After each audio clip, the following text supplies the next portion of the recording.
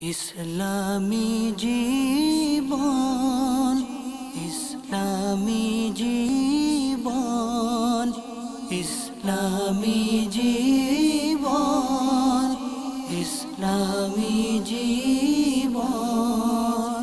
আলহামদুলিল্লাহি রাব্বিল আলামিন ওয়াসসালাতু ওয়াসসালামু আলা সাইয়্যিদিল মুরসালিন আম্মা বা'দ ফাআউযু বিল্লাহি মিনাশ শাইতানির রাজীম বিসমিল্লাহির রহমানির রহিম আসসালাতু ওয়াসসালামু আলাইকা ইয়া রাসূলুল্লাহ ওয়া আলা আলিকা ওয়া আসহাবিকা ইয়া হাবিবাল্লাহ আসসালাতু ওয়াসসালামু আলাইকা ইয়া নবিয়াল্লাহ ওয়া আলা আলিকা ওয়া আসহাবিকা ইয়া নূরাল্লাহ। প্রিয় ইসলামী ভাইয়েরা এবং মাদানী চ্যানেলের দর্শক শ্রোতা, আলহামদুলিল্লাহ আযজা ওয়া জাল মাদানী চ্যানেল বাংলার অনুষ্ঠান ইসলামী জীবন নিয়ে আপনাদের সাথে আমরা আরও একবার শরীক হয়েছে আপনাদের সাথে। এবং আলহামদুলিল্লাহ আমাদের এই অনুষ্ঠান ইসলামী জীবন এর সাথে আপনারা যারা স্ক্রিনের সামনে আমাদের সাথে শরীক হয়েছেন আপনাদেরকে জানাই আমাদের অনুষ্ঠানের পক্ষ থেকে আন্তরিক শুভেচ্ছা। আলহামদুলিল্লাহ আযজা ওয়া জাল দর্শক শ্রোতা, আমরা আমাদের অনুষ্ঠান শুরু করার আগে আসুন আমরা আমাদের প্রিয় নবী রাসূল আরবি সাল্লাল্লাহু তাআলা আলাইহি ওয়া আলিহি ওয়াসাল্লাম এর উপর দরুদ শরীফ পাঠ করার কেমন ফজিলত ও বরকত রয়েছে সে সম্পর্কে একটি হাদিস শরীফ শ্রবণ করি। দাওয়াত ইসলামী প্রতিষ্ঠাতা আমির আহলে সুন্নাত মাওলানা মোহাম্মদ ইলিয়াস আত্তার কাদেরী দামাত বরকাতুহুল আলিয়া তিনি বিভিন্ন রিসালার মধ্যে দরুদ শরীফ পাঠ করা ফজিলত সম্পর্কিত বিভিন্ন হাদিস শরীফ নকল করেন। তার মধ্যে একটি দরুদ শরীফ ফজিলত এরকম রয়েছে যে প্রিয় নবী রাসূল আরবি হুজুরপুর নূর সাল্লাল্লাহু তাআলা আলাইহি ওয়া আলিহি ওয়াসাল্লাম ইরশাদ করেছেন, যে ব্যক্তি আমার উপর একবার দরুদ শরীফ পাঠ করে ওই দরুদ শরীফ আমার নিকট পৌঁছে থাকে, সুবহানাল্লাহ। এবং আমার নবী সাল্লাল্লাহু তাআলা আলাইহি ওয়া আলিহি ওয়াসাল্লাম বলছেন, ওই দরুদ শরীফ পাঠকারী ব্যক্তির জন্য আমি রাসূলুল্লাহ সাল্লাল্লাহু আলাইহি ওয়াসাল্লাম দোয়া করি। সুবহানাল্লাহ। আর বলা হচ্ছে এটা কিতাবে রয়েছে মাগফিরাতের দোয়া করে থাকে আমাদের প্রিয় নবী রাসূল আরবি সাল্লাল্লাহু আলাইহি ওয়াসাল্লাম। তো আমরা কতই না সৌভাগ্যবান যারা প্রতিনিয়ত দরুদ শরীফ পাঠ করাতে নিজের জবানকে ব্যস্ত রাখে। তো ইনশাআল্লাহ এর দ্বারা আমার আকা সাল্লাল্লাহু আলাইহি ওয়াসাল্লামের নিকট দরুদ শরীফ প্রেরণ হচ্ছে এবং আমাদের নবী সাল্লাল্লাহু আলাইহি ওয়াসাল্লাম আমাদের জন্য মাগফিরাতের দোয়া করবেন। আল্লাহ আল্লাহ সুবহানাল্লাহ। আল্লাহ তাআলা আমাদেরকে বেশি থেকে বেশি পরিমাণে দরুদ শরীফ পাঠ করার সে সৌভাগ্য নসিব করুন। সাল্লু আলাল হাবিব সাল্লাল্লাহু তাআলা আলা মুহাম্মদ সাল্লাল্লাহু তাআলা আলাইহি ওয়া আলিহি ওয়াসাল্লাম। প্রিয় ইসলামী ভাইয়েরা এবং মাদানী চ্যানেলের দর্শক শ্রোতা, আলহামদুলিল্লাহ আযজা ওয়া জাল এই মাদানী চ্যানেল বাংলার অনুষ্ঠান ইসলামী জীবন, এই অনুষ্ঠানের মধ্যে আমরা আলহামদুলিল্লাহ প্রতিদিন ইসলামী জীবন একজন বান্দা তার এই যে জীবনটা ইসলামের শরীয়সম্মত অনুযায়ী কীভাবে সে অতিবাহিত করবে এই ব্যাপারে বিভিন্ন বিষয় নিয়ে আমরা এক একদিনে একটা অনুষ্ঠানের মধ্যে আলোচনা করে থাকি। এবং আলহামদুলিল্লাহ সেই বিষয়টা সম্পর্কে বিভিন্ন অজানা কিছু জানার জন্য আমরা আমাদের মুবাল্লিগা দাওয়াত ইসলামীদেরকে আমন্ত্রণ জানিয়ে থাকি। সেই সুবাদে আলহামদুলিল্লাহ আজকে আমাদের পাশে আমাদের রুকন ভাই রয়েছেন, মাশাআল্লাহ আপনাকে আমাদের অনুষ্ঠান পক্ষ থেকে শুভেচ্ছা জানাচ্ছি রুকন ভাই। এবং মাশাআল্লাহ আমাদের সাথে আমাদের লিয়াকত ভাই এসেছেন, মাশাআল্লাহ আমাদের সম্মানিত হোস্টবৃন্দ, আল্লাহ তাআলা আপনাকে কবুল করুক। লিয়াকত আপনাকে শুভেচ্ছা জানাচ্ছি আমাদের অনুষ্ঠান পক্ষ থেকে। আমাদের চ্যানেল দর্শকবৃন্দ, আলহামদুলিল্লাহ আমরা আমাদের এই অনুষ্ঠান ইসলামী জীবন, তো এটার মধ্যে একটা বিষয় নিয়ে আলোচনা করে থাকি। সেই সুবাদে আজকে আমরা যে বিষয়টা নিয়েছি সেই বিষয়টা হচ্ছে যে বর্তমান সমাজে পর্দার গুরুত্ব সম্পর্কিত নিয়ে। পর্দা এটা কার জন্য ফরজ করা হয়েছে এবং কতটুকু ফরজ করা হয়েছে এবং পর্দা সম্পর্কে আরও বিভিন্ন মাসআলা মাসাইল ইনশাআল্লাহ আমরা আজকে অনুষ্ঠানের মধ্যে জানার আমাদের সৌভাগ্য নসিব করবো হবে আল্লাহ তাআলার দয়া ইনশাআল্লাহ। দর্শক শ্রোতা, আসুন আমরা প্রথমত আজকের যেই বিষয় বর্তমান সমাজে পর্দার গুরুত্ব সম্পর্কিত নিয়ে, তো সেই সম্পর্কে আমাদের মুবাল্লিগা দাওয়াত ইসলামী রুকন ভাই থেকে আমরা প্রথমত মাদানী ফুল শ্রবণ করে নিই। জি রুকন ভাই, আজকে আলহামদুলিল্লাহ আমরা অনুষ্ঠানের বিষয় নিয়েছি বর্তমান সমাজে পর্দার গুরুত্ব সম্পর্কিত নিয়ে। আলহামদুলিল্লাহ রাব্বিল আলামিন ওয়াসসালাতু ওয়াসসালামু আলা সাইয়্যিদিল মুরসালিন আম্মা বা'দ ফাআউযু বিল্লাহি মিনাশ শাইতানির রাজীম বিসমিল্লাহির রহমানির রহিম। আলহামদুলিল্লাহ আযজা ওয়া জাল্লা আল্লাহ তাআলার দয়া মেহেরবানি যে আল্লাহ তাআলা আমাদেরকে আজকে মাদানী চ্যানেলের ইসলামী জিন্দেগি অনুষ্ঠানের মধ্য দিয়ে পর্দার মতো একটি গুরুত্বপূর্ণ বিষয়, ইসলাম যেটাকে মহিলাদের জন্য ফরজ করে দিয়েছে পর্দার বিষয়, এই ব্যাপারে আলোচনা করার জন্য আল্লাহ তাআলা তৌফিক দিয়েছেন। তো আল্লাহ তাআলা চাইতেন ইনশাআল্লাহ আযজা ওয়া জাল্লা আমরা আজকের আলোচনা থেকে ইনশাআল্লাহ তাআলা আমাদের বর্তমান সময়ে এবং ইসলাম যে পর্দার ব্যাপারে কি কি হুকুম আহকাম বিভিন্ন যে মাসআলাগুলো রয়েছে পর্দার ব্যাপারে ইনশাআল্লাহ আমরা এই ব্যাপারে জানার চেষ্টা করব। আসলে দেখেন, আল্লাহ তাআলা মানুষের মধ্যে একটা পুরুষ এবং একটা মহিলা দুই জাতের করে সৃষ্টি করেছেন। তো মহিলাদের জন্য পর্দা এটা অত্যন্ত একটা গুরুত্বপূর্ণ বিষয়। আচ্ছা, দেখেন ইসলাম আলহামদুলিল্লাহ যা কিছু দিয়েছে এগুলা মানব জাতির কল্যাণের জন্য দিয়েছে। Islam is a complete code of life, জীবনের পূর্ণাঙ্গ জীবন ব্যবস্থা ইসলাম। আলহামদুলিল্লাহ এখানে A to Z top to bottom কী কী একজন মানুষের করতে হবে, কীরকম দুনিয়াদারি হওয়া উচিত, কীরকম আচার ব্যবহার, চাল চলন চলাফেরা হওয়া উচিত, এগুলো আলহামদুলিল্লাহ ইসলাম আমাদেরকে দিক নির্দেশনা দিচ্ছে। এবং এটাও রূপন ভাই যেই দিক নির্দেশনা আমাদেরকে দিয়েছে, এটা শুধু আখিরাতের ফায়দা না, বরঞ্চ দুনিয়া আখিরাত উভয় দিকের ফায়দার জন্য সব বিষয়। অবশ্যই ইসলাম যা কিছু দিয়েছে আলহামদুলিল্লাহ এর মাঝে দুনিয়াবি ফায়দা তো রয়েছে, দুনিয়াবি উপকারিতা রয়েছে, সাথে সাথে আখিরাতের ফায়দাও রয়েছে।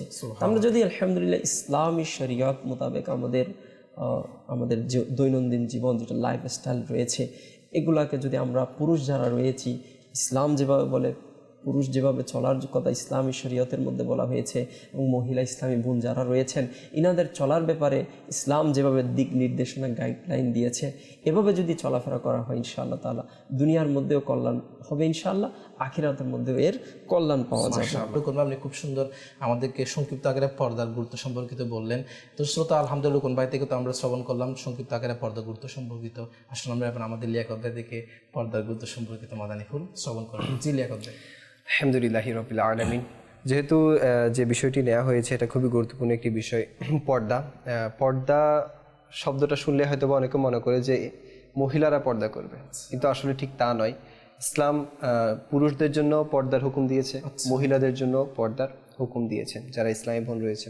জি, এখন কাউসার ভাই, এটা আসলে আমাদের ইলমের অভাব, যার কারণে আমরা ইসলামী শরিয়ত মোতাবেক চলতে পারি না বা চলতে চাই না। দুইটা কথা, একটা হচ্ছে চলতে পারি না, একটা হচ্ছে চলতে চাই না। আচ্ছা, চলতে চায় না কারা? যারা শরীয়তের হুকুম জানে কিন্তু দুনিয়াবি আপনার কি বলে এটাকে, দুনিয়াবি যে আপনার সৌন্দর্য রয়েছে বা শয়তানের চাকচিক্য, মাশাআল্লাহ জাযাকাল্লাহ। তো দুনিয়ার যে চাকচিক্য রয়েছে এটাতে পড়ে সে ওইটাকে নিজের মধ্যে গ্রহণ করতে পারে না। কোনটাকে? ইসলামী শরীয়তকে, সেটাকে গ্রহণ করতে চায় না। আবার যারা মানে করে না, সেটা হচ্ছে না জানার কারণে, ইলমের অভাবের কারণে। তারা হয়তোবা শরীয়তের আহকাম হুকুম এটা জানে না। আসলে জানতে হবে। দল রয়েছে যারা জানে যে পর্দা এটা করা জরুরি, আমার জরুরি, অবশ্যই জরুরি, এটা আহকাম সম্পর্কে সে জানে, জানার পরেও সে করে না। কেননা ওই যে বলবে মানুষ আমি ব্যাকডেটেড হয়ে গিয়েছি পর্দা করলে, এটা না। তো আচ্ছা, আরেকটা বিষয় হচ্ছে যে ইলমের অভাব। তো আমি যেটা বললাম ইলমের অভাব, আপনি দেখবেন ইলম কোত্থেকে অর্জন করবেন। অবশ্যই আমাকে যদি কোনো ইসলামী শরীয়ত জানতে হয় তাহলে নিশ্চয়ই আমাকে কোনো আলেম দ্বীনের কাছে যেতে হবে। আন্ডারস্টুড।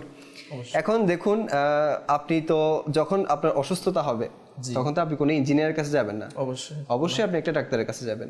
বা কোনো ঘর নির্মাণ করছেন, এটা স্ট্রাকচারের জন্য তো আপনি মুচিওয়ালার কাছে যাবেন না, অবশ্যই একটা ইঞ্জিনিয়ারের কাছে যাবেন। জুতা সেলাইয়ের জন্য তো আপনি কোনো কি বলে এটাকে মুদির দোকানে যাবেন না, অবশ্যই মুচিওয়ালার কাছেই যাবেন। ঠিক তেমনি আপনাকে ইলমের শরীয়ত অর্থাৎ ইলম অর্জন করতে হলে অবশ্যই কোনো একটা আলিমে দ্বীনের কাছে যেতে হবে। আচ্ছা, তো প্রথম কথা হচ্ছে যে পর্দার আহকাম আছে, এটাও একটা শরীয়তের হুকুম। আচ্ছা, আপনি যে বিষয়টা বলেছেন না, আমি ইলমে দ্বীন জানার জন্য, দ্বীন ইসলামিক জ্ঞান জানার জন্য আমার তো অবশ্যই একজন আলিমে দ্বীন মুফতির কাছে যেতে হবে।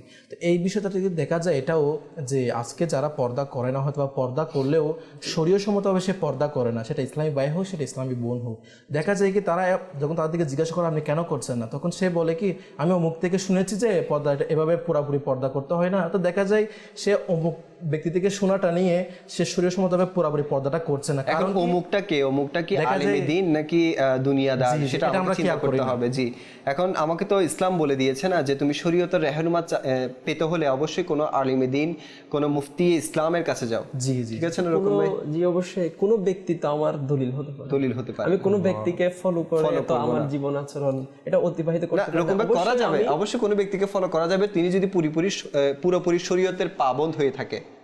জি, সেক্ষেত্রে ওনাকে আমি কিন্তু কোন দুনিয়াদার ব্যক্তিকে দেখে তো আমরা আমাদের এটাকে দেখা যায় যে অমুক ব্যক্তি বা আমরা তাকে মডেল বানাবো। আল্লাহ তাআলা কোরআনে পাকের হুকুম যে আল্লাহ রাসূল সাল্লাল্লাহু তাআলা আলাইহি ওয়াসাল্লামের মধ্যে রয়েছে কি তোমাদের জন্য উত্তম আদর্শ। আমাদেরকে কল শুনিয়ে দিন ইনশাআল্লাহ। মাদানী চ্যানেলের অনুষ্ঠান ইসলামী জিন্দেগি। আজকের বিষয় হচ্ছে বর্তমান সমাজে পর্দার গুরুত্ব। তো আমাদের ইসলামী সমাজ বিশেষ করে নারীরা পর্দা থেকে অনেক দূরে সরে গিয়েছে। তো মাদানী চ্যানেলের মাধ্যমে আমাদের সমাজের মধ্যে পর্দা সম্পর্কিত ইলমে দ্বীন, মাদানী ফুল মানুষের মাঝে ছড়িয়ে দেওয়ার জন্য মাদানী চ্যানেলকে অনেক মোবারকবাদ জানাচ্ছি। আল্লাহ তাআলা মাদানী চ্যানেলকে দিন উন্নতি দান করুক। আমিন আমিন আমিন, মাশাআল্লাহ। আপনার কল, আল্লাহ তাআলা আপনাকে বরকত নসিব করুক। মাশাআল্লাহ, আপনারা আমাদের অনুষ্ঠানে কল SMS করে আমাদের অনুষ্ঠানের সৌন্দর্যকে বৃদ্ধি করছেন, আপনাদের শুকরিয়া জ্ঞাপন করছি। দর্শক অনেকে আমাদেরকে SMS করছেন, মাশাআল্লাহ। এক ইসলামী ভাই নাম লিখেছেন নেওয়াজ শরীফ, চট্টগ্রাম থেকে আমাদেরকে SMS করেছেন। তিনি লিখেছেন, আমার প্রশ্ন, ইসলামী পর্দার বিধান কি শুধু ইসলামী বোনদের জন্য? পুরুষদের পর্দার ব্যাপারে ইসলামী শরীয়তে কি বলা হয়েছে? ইনশাআল্লাহ আপনি খুব সুন্দর প্রশ্ন করেছেন। অবশ্যই আপনার এই প্রশ্নের উত্তর আমরা আমাদের অনুষ্ঠানের মধ্যে অংশ বানানোর চেষ্টা করবো ইনশাআল্লাহ। রুকন ভাই, আপনার কাছে আসবো। পর্দা যে বিষয়টা রয়েছে, জি, একজন ইসলামী বোন, একজন যেটা মেয়ে বলা যায় এবং মহিলা এবং একজন পুরুষের জন্য কত বয়স থেকে তার পর্দাটা তার উপর মানে জরুরত হয়ে যায়, বা কিরকম বিধান এরকম? আসলে ইমাম আহলে সুন্নাত মুজাদ্দিদ দ্বীন ও মিল্লাত আলা হযরত ইমাম আহলে সুন্নাত মাওলানা শাহ ইমাম আহমদ রাজা খান রাহমাতুল্লাহি তাআলা আলাইহি ইনার ফতোয়া রাজবিয়া শরীফের মধ্যে ইনি এই মাসালাটা এভাবে লিখেছেন যে যেদিন থেকে কোনো একজন ছেলে যেদিন থেকে সে বালেগ হবে, ওই দিন থেকে তার উপর শরীয়তের বিবিধ আহকাম যেগুলো রয়েছে, শরীয়তের বিভিন্ন মাসআলা মাসাইল, সেদিন থেকে তার উপর নামাজ পড়া ফরজ, রমজান শরীফ হলে সেদিন থেকে তার উপর রোজা রাখা ফরজ। অর্থাৎ মোট কথা শরীয়তের বিধি বিধান যেগুলো রয়েছে, যেদিন থেকে একজন ছেলে বালেগ হয় সেদিনই তার উপর শরীয়তের হুকুম আহকামগুলো বর্তায়, এবং যেদিন থেকে একজন মেয়ে বালেগা হয় সেদিন থেকে তার উপর শরীয়তের মাসআলা মাসাইলগুলো ওই দিন থেকে বর্তাবে। তো আলা হযরত রাহমাতুল্লাহি তাআলা আলাইহি ফতোয়া রাজবিয়া শরীফের মধ্যে উদ্ধৃত করেন যে সাধারণত ছেলেরা 12 বছর বয়সের মধ্যে বালেগ হয়, আর মেয়েরা সাধারণত 9 বছর বয়সের মধ্যে বালেগা হয়। যদি এটার মধ্যে কিছু কম বেশ হতে পারে, অনেকে বয়সের 15 বছরের মধ্যে হতে পারে, তো এটার কিছু সুনির্দিষ্ট কিছু আপনার সিমটম রয়েছে, লক্ষণ সমূহ রয়েছে। এই লক্ষণ সমূহ যদি দেখা যায়, যেদিনই প্রথম দেখা যাবে সেদিনই সেই ছেলে বালেগ হবে বা সেই মহিলা মেয়েটা বালেগা হবে। আর যেদিনই সে বালেগ বা বালেগা হবে, ওই দিন থেকে শরীয়তের যাবতীয় হুকুম আহকাম তারকে অবশ্যই ওই দিন থেকে তাকে বাস্তবায়ন করছে। আচ্ছা রুকন ভাই, এই ক্ষেত্রে একটা পুরুষের ক্ষেত্রে কতটুকু মানে তার পর্দা করা, তার শরীরের কতটুকু মানে পর্দা করার ব্যাপারে ইসলামী বিধানের মধ্যে ইসলামী পোশাক যেটা রয়েছে সেটা হচ্ছে পুরুষের ব্যাপারে বর্ণিত হচ্ছে পুরুষের নাভি হতে হাঁটু পর্যন্ত, হাঁটুর নিচ পর্যন্ত। আচ্ছা, হাঁটুর নিচ পর্যন্ত, হাঁটুর উপরে না, নাভি থেকে হাঁটুর নিচ পর্যন্ত এই অংশটাকে ঢেকে রাখা ফরজ বলা হয়েছে। যদি এই অংশটা খোলা থাকে তাহলে গুনাহগার হবে, এবং যদি খোলা রেখে নামাজ আদায় করে তাহলে তার নামাজ হবে না। কারণ নামাজের যে 13টা শর্ত এবং ফরজ সমূহ রয়েছে, ভিতর বাহিরের মোট 13টা যে শর্ত এবং ফরজ সমূহ রয়েছে, এর মধ্যে একটা শর্ত হচ্ছে কি সতর ডাকা। তো এই সতর নাভি থেকে হাঁটুর নিচ পর্যন্ত এই অংশটা যদি নামাজের মধ্যে ঢাকা না থাকে তাহলে সেই নামাজ হবে না। তো এই ক্ষেত্রে পুরুষের ক্ষেত্রে নাভি থেকে হাঁটুর নিচ পর্যন্ত। আপনি যে বিষয়টা বলেছেন হাঁটু থেকে আপনার নাভি থেকে হাঁটুর নিচ পর্যন্ত, আচ্ছা লেখা তো আপনার কাছে আসবে এই বিষয়ে। বর্তমান সমাজে আজকে আমাদের বিষয় হচ্ছে কি বর্তমান সমাজে পর্দার গুরুত্ব নিয়ে, কিন্তু আজকে দেখা যায় অনেক নজওয়ান বা এমন রয়েছে, এমন অনেক ইয়ং জেনারেশন রয়েছে যে হাঁটুর উপরে আপনার মানে কিছু প্যান্ট পরে থাকে, এটা স্টাইল নামে এই ধরনের কাজটা করে। তো এই বিষয়ে আপনি কি বলবেন? এটা হচ্ছে আসলে যেটা মেইন ফ্যাক্ট সেটা হচ্ছে যে আপনার সাহচর্য। আচ্ছা, আপনি কার সাথে উঠা বসা করছেন? আপনার উঠা বসা যদি কোনো নেককারের সাথে হয়, দিনদারের সাথে হয়, তাহলে অবশ্যই আপনি দিনদারিত্বকে প্রাধান্য দিবেন। আপনার সাহচর্য বা আপনার উঠা বসা আড্ডা এগুলো যদি কোনো আপনার দুনিয়াদারের সাথে হয় তাহলে আপনিও তাকে ফলো করার চেষ্টা করবেন। বেশক দেখেন, আমরা আজকে 3 জন এখানে পুরুষ বসে আছি, হয়তো বা মাদানী চ্যানেলের দর্শকবৃন্দ আমাদেরকে দেখছে, যেখানে আমরা আগে বলছি না সেটা খারাপ, শার্ট প্যান্ট পরাটাও খারাপ নয়, কিন্তু আলহামদুলিল্লাহ আজ্জা ওয়া জাল আমরা একটা সংগঠনের মধ্যে আছি বিদায় আমরা নেক লোকদের আলহামদুলিল্লাহ আমাদের আমরা সঙ্গটাকে আমরা গ্রহণ করেছি বিদায় আজকে হয়তো বা আমরা পাঞ্জাবি জুব্বা এগুলো পড়ছি, টুপি এগুলো পরছি, কিন্তু যেখানে আমাদের এগুলোর কোনো খেয়ালই ছিল না। তো আসলে কাউসার ভাই, এটা হচ্ছে সবচেয়ে বড় ফ্যাক্ট যেটা, সেটা হচ্ছে আপনার সাথে কার উঠা বসা। আরেকটা বিষয় হচ্ছে যে আপনার সাথে দুনিয়াদারদের উঠা বসা হলে, আজকাল দুনিয়াদার, সেগুলো মুসলমান হোক যেই হোক, আজকাল দুনিয়াদার ফলো করে আপনার ওয়েস্টার্ন কালচারকে বেশি। ওয়েস্টার্ন কালচার, ওরা পশ্চিমা সংস্কৃতিকে বেশি ফলো করতে গিয়ে ওরা অমুসলিমদের যেটা কালচার আছে সেটাকে গ্রহণ করে নেয় নিজের মধ্যে, যার কারণে আপনি দেখবেন সে পোশাক তো পরেছে, পোশাকের মাঝখানে ফাটা থাকে। তো এটাকে কিন্তু কারা মানে তার গরিব হালত এটা নয়, এটা নয়, সেটাকে কি জি জি, এটা হচ্ছে সে ওই ফ্যাশন পূজারী যাকে বলা হয়, অর্থাৎ অমুসলিমদের ফ্যাশনকে গ্রহণ করতে গিয়ে সে ওই জিনিসগুলো, অর্থাৎ আপনি যেটা এটাও দেখতে আসলে যেটা আমরা বর্তমান সমাজে দেখতে পাচ্ছি, আজকের জন্য তো আজকে আমাদের অনুষ্ঠানের এই বিষয়টা নেওয়ার কারণ দেখেন তার পুরা শরীরে প্যান্টটা রয়েছে, কিন্তু যে জায়গায় ইসলামে বললাম কি ফরজ, যেটা আপনার জন্য শত ঢাকা ফরজ রয়েছে, ওই জায়গার মধ্যে কি ফুটো রয়েছে, মানে ওই জায়গার মধ্যে কোনো প্যানের কাপড় চোপড়ে নেই, পুরাটা সতর দেখা যাচ্ছে তার। তাহলে যেটা আপনার ফরজ বলা হয়েছে, তাহলে আমি আজকে ইসলামের এই ফরজটা তরক করছি যেটা হারাম বলা হয়েছে ইসলামের মধ্যে। আর হারাম গুনাহ এটা একজন বান্দা যতক্ষণ পর্যন্ত সে তওবা করবেন ততক্ষণ পর্যন্ত তার সেই গুনাহটা মাফ হবে না। আচ্ছা দেখুন না আপনি রোকন ভাই, আজকাল আমাদের সমাজে দেখা যায় মানে এটা হয়তো আমরা মানে খুবই ইজিভাবে নিই যে আমাদের ছেলে, আমরা যারা ইসলামী ভাই রয়েছে বা আমাদের এলাকায় পাড়া মহল্লায় যে সকল আমাদের বন্ধু বান্ধব রয়েছে, এমনও রয়েছে যে তারা শুধু ট্রাউজার যেটাকে বলা হয় আমাদের দেশে, ট্রাউজার পরেই মানে অনেক সময় তারা চলাফেরা করে, মানে শরীরের মধ্যেও কোনো ইয়া থাকে না, আপনার কোনো গেঞ্জি থাকে না, কাপড় থাকে না। তো এটার মধ্যে দেখেন অনেকে হয়তো বা এটাকে বলতে পারে যে ভাই এটাতে খারাপ কি, এটা তো ও প্যান্ট পরেছে, ওর যতটুকু ঢাকার কথা, ওর তো কি বলো এটা লজ্জাস্থান তো ঢাকা আছে। কিন্তু আমি এমন বলবো যে আমাদের দেশে এমনও কিছু পোশাক আছে যে পোশাক পরলে আপনার লজ্জাস্থানটাও আপনার প্রকাশ পায়। তো এটার দিকে আমাদের লক্ষ্য করা উচিত। একে তো আচ্ছা, একটা হচ্ছে যে বেপর্দা হওয়ার ক্ষতিসমূহ কি, বেপর্দা হওয়ার ক্ষতিসমূহ হচ্ছে যে বেপর্দা হচ্ছে তার দুনিয়া আখিরাতের ক্ষতির সম্মুখীন হতে হচ্ছে, এবং ওর কারণে অপর মুসলমানেরও বদনিগাহি যেটাকে হয়, অর্থাৎ কুদৃষ্টি হওয়ার সম্ভাবনা অধিকাংশ রয়েছে। দেখেন এখানে আপনি যে বিষয়টা বলেছেন, এখন পর্দা তো একটা বিষয় এখানে তুলে, সেটা হচ্ছে পর্দা কি শুধু আমরা বাইরে করব, ঘরে কি পর্দা করা উচিত নয়? অবশ্যই করা উচিত, মানে নিজের মা বাবার সাথে, নিজের আত্মীয় ঘরের মধ্যে যারা। আচ্ছা এটা আমরা কিতাবের মধ্যে পড়েছি যে যার হায়া বেশি তার ইমানের কি বলে এটাকে, ইমানের শক্তি বেশি। আমরা যদি দেখি, আমরা কিতাবের মধ্যেও পড়েছি হযরত উসমানে গনি রাদিয়াল্লাহু তাআলা আনহু, ওনার হায়া কেমন ছিল, ওনার হায়া মানে এটা বর্ণনা করার মতো না। জিনার মধ্যে সবচেয়ে বেশি হায়া ব্যক্তি বলা হচ্ছে, জিনার একটা উপাধিও ছিল এরকম লজ্জাশীলতা নেই। জি জি। তো এখন এটা বলা হচ্ছে যে যার ইমানি শক্তি কম তার হায়াও কম, অর্থাৎ এটা বুঝতে হবে যার মধ্যে হায়া কমতে থাকবে না, এটা তাকে অনুধাবন করতে হবে তার হয়তোবা ইমানি শক্তি কমে যাচ্ছে। এটা লক্ষ্য করা উচিত। এভাবেও বর্ণিত হচ্ছে যে ঈমান যেভাবে একজন মানুষকে কুফরি করা, ঈমান যেভাবে একজন মানুষকে কুফরি করা থেকে বাঁচায়, ঠিক তেমনি হায়া এটা মানুষকে আল্লাহ তাআলার নাফরমানি করা।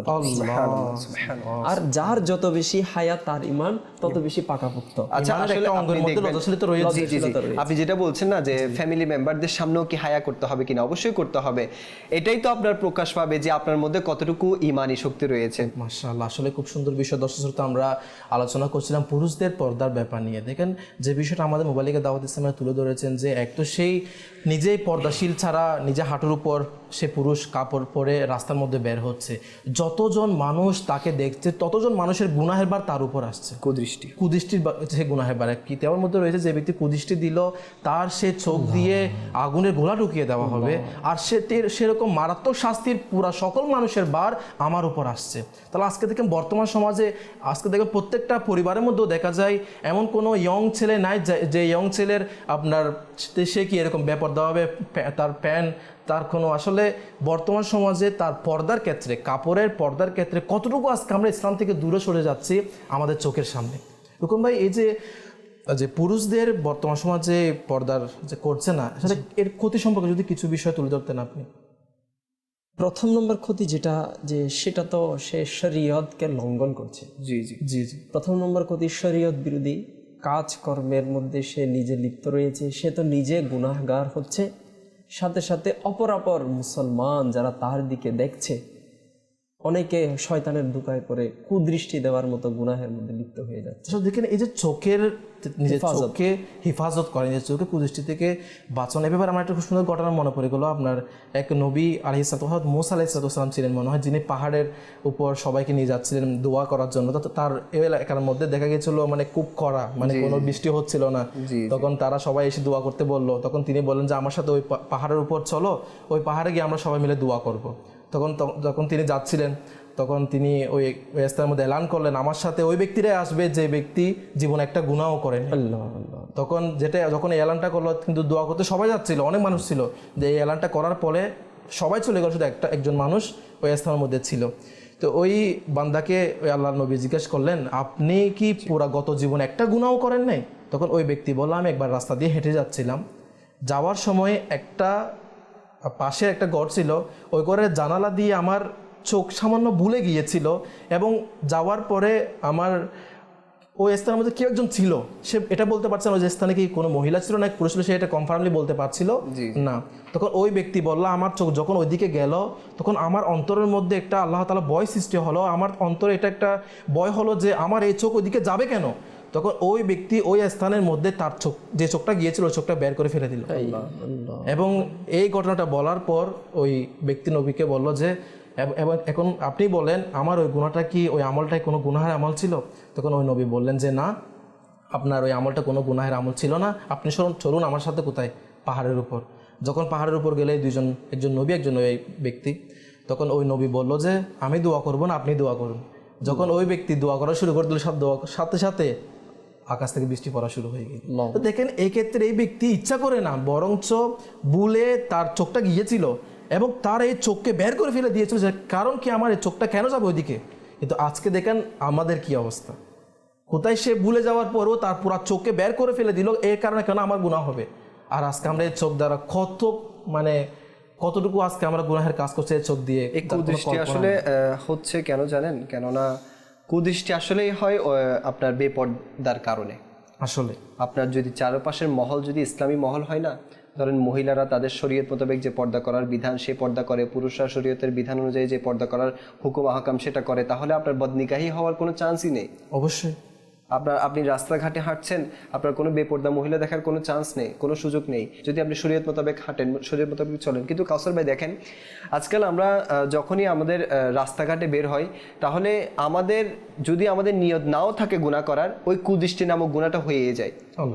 এটা একটাই কারণ, সেটা হচ্ছে বেপর্দার কারণে। যে ইসলামী জীবন মোতাবেক নিজের জীবনকে পরিচালনা করছে, ওই কি আধুনিকতার সাথে তাল মিলিয়ে চলছে। ওইটা আধুনিকতা না, যে আধুনিকতার সাথে তাল মিলাতে গিয়ে সে আল্লাহ তাআলার নাফরমানি করে, ওটাকে আধুনিকতার নাম দেয়া যাবে না। তো আমি এটা বলতে চাচ্ছি যে আগে এমনও যুগ ছিল, আমাদের মাদের যুগে যেটা ছিল, যে ওনারা বোরকা পরা ছাড়া কখনো বের হতেন না, এবং পরপুরুষের সামনে রুমে যদি কোনো পরপুরুষ বা মেহমান আসতো, সে পরপুরুষের কণ্ঠ শুনলে তারা আর সামনে রুমে আসতেন না, এমনও সময় ছিল। কিন্তু এখন দেখুন, বোরকা গেল, এরপর আপনার হিজাব থাকতো, হিজাবও গেল, একটা ওড়না থাকতো, এই ওড়নাটাও চলে গেল এখন আমাদের মা বোনদের কাছ থেকে। আরো কত কি তার। জি জি। আচ্ছা, এখন আরেকটা পয়েন্ট কি জানেন? সেটা হচ্ছে ওড়না তো গেল, এখন এমন মহিলা মা বোনদেরকেও দেখতে পাওয়া যায় যে তারা পুরুষালীর পোশাক পরে থাকে। আর এটা সবচেয়ে মানে লজ্জার বিষয় যে একটা মহিলা হয়ে পুরুষের বেশভূষা ধারণ করে। এবং আপনি দেখুন যে একটু যোগ করতে যায় একটা হাদিস শরীফ, মা আয়েশা সিদ্দিকা রাদিয়াল্লাহু তাআলা থেকে বর্ণিত হাদিস শরীফের সারাংশ, যে আল্লাহ রাসূল সাল্লাল্লাহু তাআলা আলাইহি ওয়া সাল্লাম ওই ধরনের মহিলাদের উপর লানত দিয়েছেন যে সমস্ত মহিলা পুরুষালী বেশ ধারণ করেন। অনেক ইসলামী অনেক মহিলারা, অনেক মা বোনেরা পুরুষের মতো জিন্স প্যান্ট পরছে। আপনি দেখুন, এটা পুরোপুরি শরীয়তের খেলাফ। কি তার মধ্যে এটাও এসেছে যে একটা পুরুষ 4টা মহিলার কারণে জাহান্নামে যাবে। আচ্ছা, প্রথম হচ্ছে তার মার কারণে, তার বোনের কারণে, তারপর তার স্ত্রীর কারণে, তার মেয়ের কারণে। এটা কখন? যখন সে যদি তার মাকে ইসলামী শরীয়তের কোনো বিধি বিধানের দিকে অগ্রসর হওয়ার দাওয়াত না দেয়। অর্থাৎ আমার মা আছে, আমি যদি ওনাকে কোনো ইসলামী শরীয়ত, বা উনি চলছে না, হ্যাঁ উনি নামাজ কালাম পড়ছে না বা বেপর্দা চলছে, আমি যদি ওনাকে না বলি যে মা শরীয়তের বিধান হচ্ছে এটা, শরীয়তের হুকুম আহকাম হচ্ছে এটা, সেটা যদি আমি না বলে থাকি, ঠিক আছে, বলা এক কথা, বা বলার পর উনি পালন করেনি, ওইটা আর এক সাবজেক্ট। আরেকটা হচ্ছে যে আমি না বলে থাকি, তাহলে হয়তো বা কাল কিয়ামতের দিন আমার মায়ের কারণে আমাকে জাহান্নামে যেতে হবে। এরপর দ্বিতীয় হচ্ছে, আমি যদি আমার বোন আছে ঘরে, আমি আমার বোনকে যদি আমি ইসলামী শরীয়ত চলার জন্য উদ্বুদ্ধ না করি, এরপর আমি যখন বিবাহ করব তখন যদি আমি আমার স্ত্রীকে উদ্বুদ্ধ না করি, আমার যখন মেয়ে হবে তখন আমি যদি তাকে উদ্বুদ্ধ না করি, তাহলে এই 4 মহিলার কারণে আমাকে জাহান্নামে যেতে হবে। কিন্তু আপনি যে বিষয়টা বলেছেন এটা খুব গুরুত্বপূর্ণ একটা বিষয়, যে এই বিষয়ে কিন্তু আলোচনা অনেক রয়েছে মাশাআল্লাহ। আপনার কাছে আবার আসছে এই বিষয় নিয়ে আলোচনা করার জন্য, ইনশাআল্লাহ আমাদেরকে কল শুনিয়ে দিন। আসসালামু আলাইকুম ওয়া রাহমাতুল্লাহি ওয়া বারাকাতুহু। ওয়ালাইকুম আসসালাম ওয়া রাহমাতুল্লাহি ওয়া বারাকাতুহু। আমি চট্টগ্রাম হাটাদা থেকে আরজ করতেছি, মোহাম্মদ নুরুদ্দিন আত্তারি। মাশাআল্লাহ, মারহাবা। মাদানী চ্যানেলে এত সুন্দর ইসলামিক মাদানী চ্যানেলের জন্য যেভাবে যারা সহযোগিতা করতেছে এবং বয়ান করতেছে সবাইকে মোবারকবাদ। সবাই আমার জন্য দোয়া করবেন। মাশাআল্লাহ, অবশ্যই দোয়া। আল্লাহ তাআলা আমাদের সকলকে বেহিসাব মাগফিরাত নসিব করে এবং মাদানী চ্যানেল এবং লাভ এভাবে দেখতে থাকুন, অপরকে দেখার দাওয়াত দিন। জি, আমাদেরকে পরবর্তী কল শুনিয়ে দিন। আমার নাম মোহাম্মদ সালাল হোসেন, চট্টগ্রাম রাঙ্গুন থেকে বলতেছি। মাদানী চ্যানেল বাংলা নতুন অনুষ্ঠান ইসলামী জিন্দেগি অনেক একটা সুন্দর প্রোগ্রাম, অনেক ভালো লাগে দেখলে। বর্তমান সমাজের মেয়েরা তো পর্দা একেবারে অনেক গুরুত্ব হয়ে গেছে, তো কোনো ইসলামিক বোনকে কি পর্দা করার ব্যাপারে কোনো ইসলামী ভাই বলতে পারবে কিনা, শরীরের মধ্যে এটা কি আছে? আসসালামু আলাইকুম ওয়া রাহমাতুল্লাহি ওয়া বারাকাতুহু। ওয়ালাইকুম আসসালাম ওয়া রাহমাতুল্লাহি ওয়া বারাকাতুহু।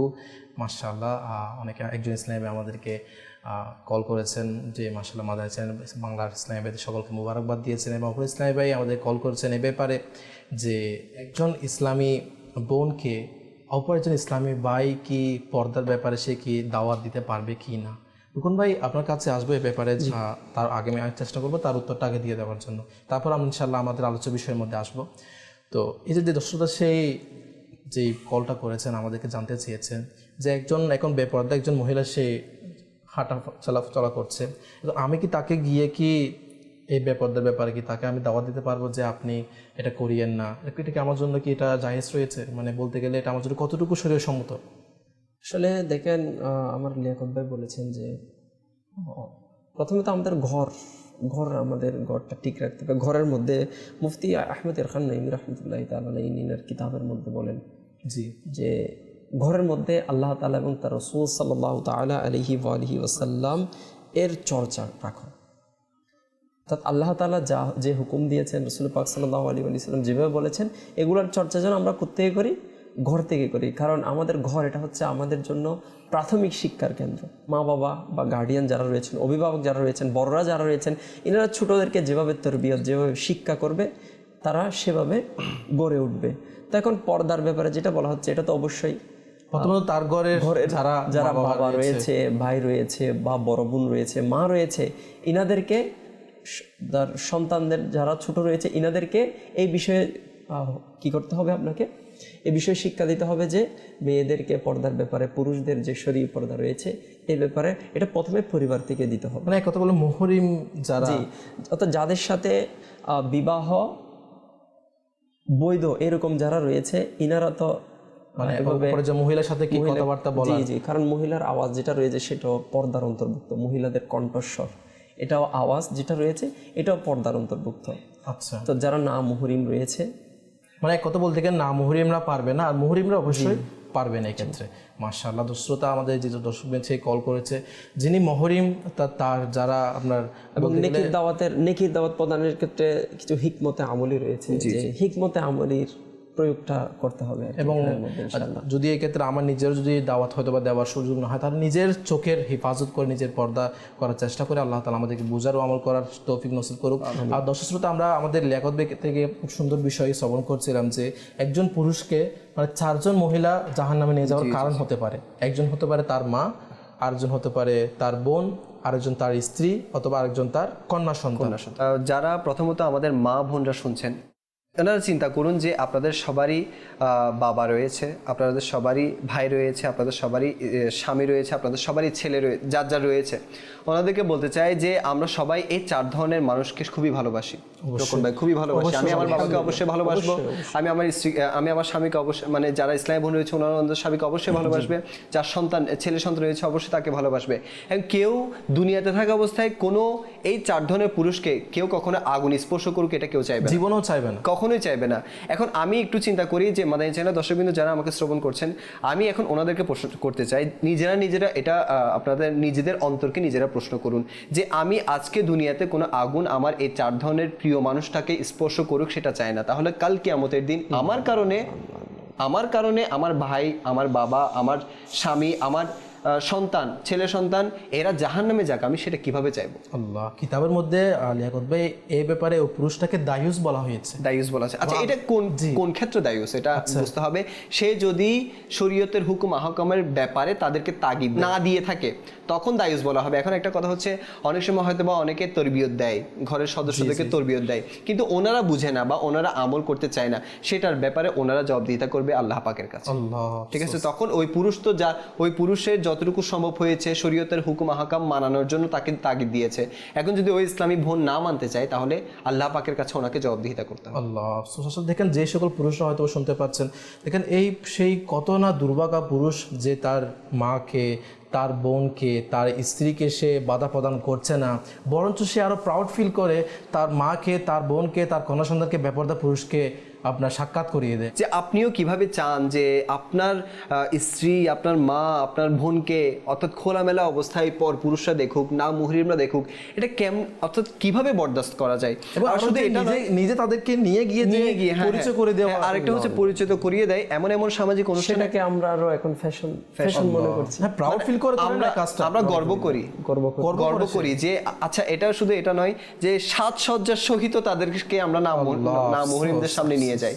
এখন একটা কথা হচ্ছে, এটা হচ্ছে আসলে ওই জিনিসটা যে পর্দার গুরুত্ব আমি আবার এভাবেও একটু বোঝাতে চাই। এটা একটা মানে আপনার উদাহরণ আর কি, এক্সাম্পল।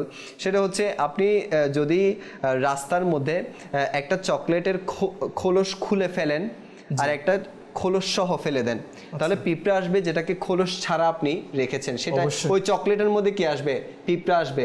বা আপনি যদি কলার খোসা ছাড়িয়ে একটা কলা ফেলে রাখেন আর একটা কলার খোসা না ছাড়ানো অবস্থায় রাখেন, তাহলে পিঁপড়া আসবে, কিন্তু কি কলার ছোলার মানে খোসা যেটা খোলা রয়েছে এটা। তো পর্দার গুরুত্ব এভাবেও বোঝা যায় যে আপনি যদি বেপর্দা হয়ে থাকেন তাহলে আপনাকে চারদিক থেকে কি আপনাকে দুনিয়াদার ঘিরে ফেলবে এবং শয়তানের ধোকায় ফেলবে এবং বিভিন্ন ধরনের গুনাহের কাজ আপনার মাধ্যমে হয়ে যাবে। সেজন্য তো দেখেন আমাদের বর্তমান সময়ের মধ্যে ইফটিজিং নামের যে একটা ব্যাধি মহামারী আকার ধারণ করে নিয়েছে। তো উলামায়ে কেরামরা বলছেন ইফটিজিং এর মূল কারণটা কি? আচ্ছা, ইফটিজিং কারা হচ্ছে?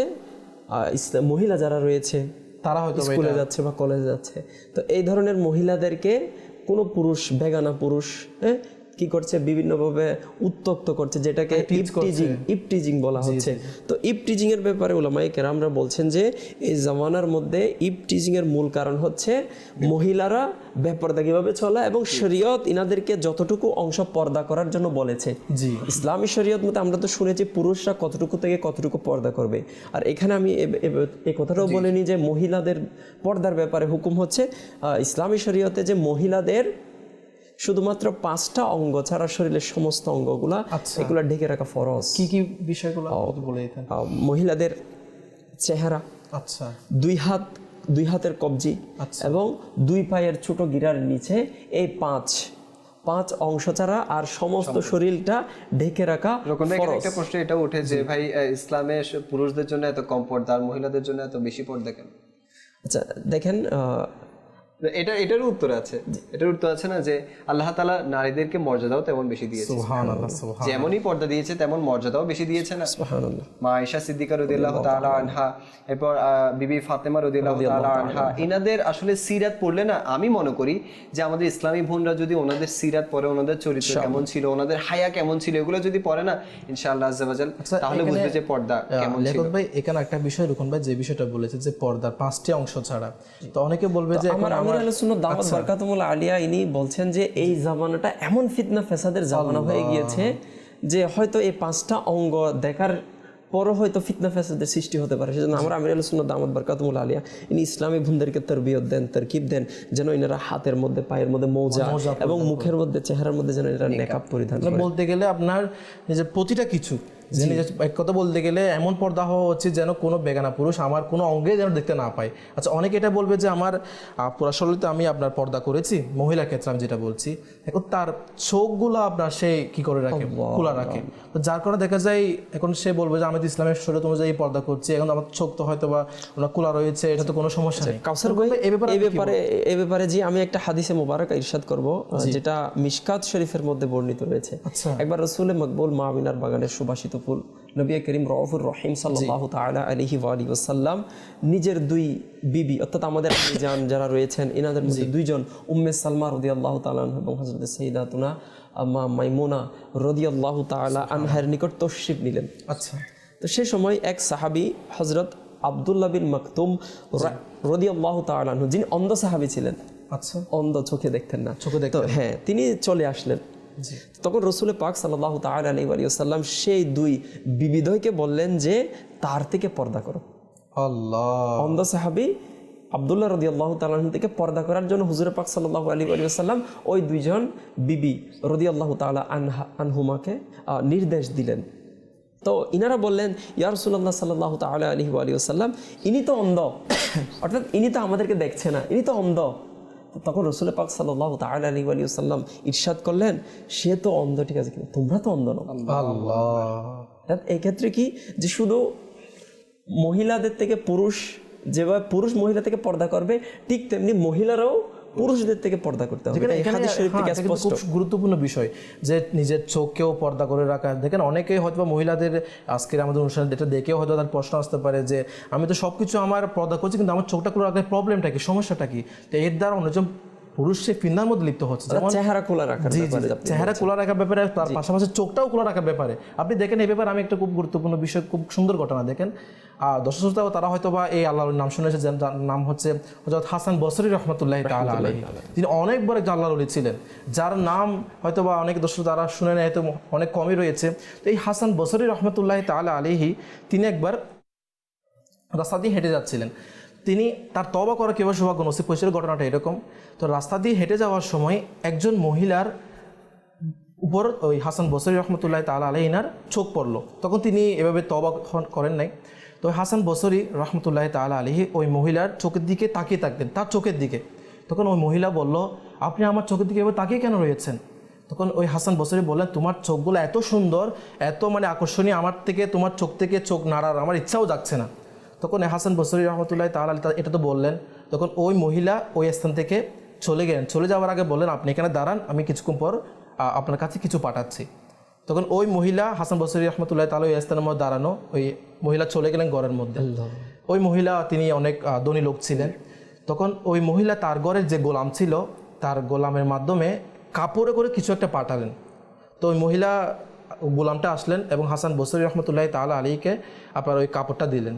তখন জিজ্ঞেস করলেন, এটার মধ্যে কী রয়েছে? যখন তিনি এটা খুলে দেখলেন, তখন তিনি এটা দেখে অবাক হয়ে গেলেন।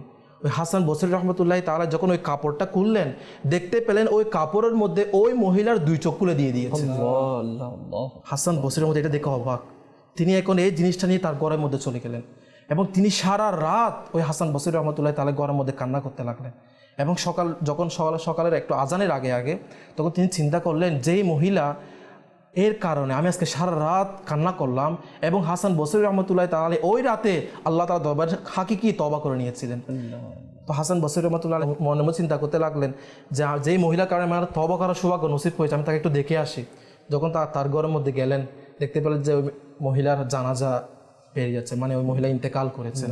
তো পরে জানতে পারলো ওই মহিলা জান্নাতের মধ্যে গিয়েছেন স্বপ্নের মাধ্যমে। তো দেখেন এখানে এই হাসান বসরি রহমতুল্লাহ তাআলা আলাইহি কত বড় একজন আল্লাহর ওলি হয়েছেন, যার কোনো তুলনা নাই।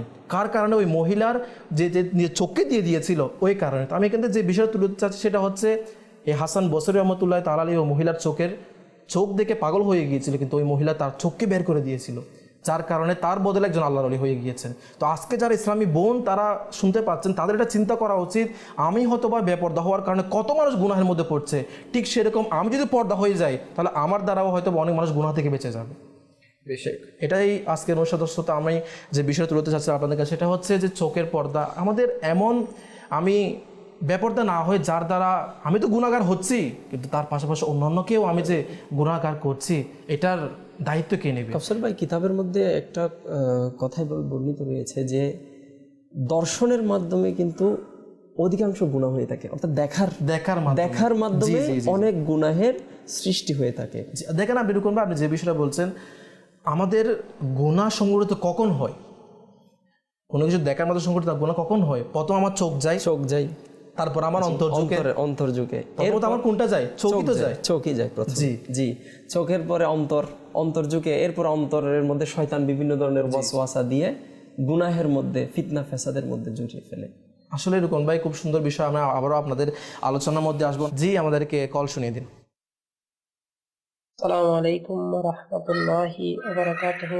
ওয়ালাইকুম আসসালাম ওয়া রাহমাতুল্লাহি ওয়া বারাকাতুহু। আমি মোহাম্মদ রায়হানুদ্দিন আফতারি।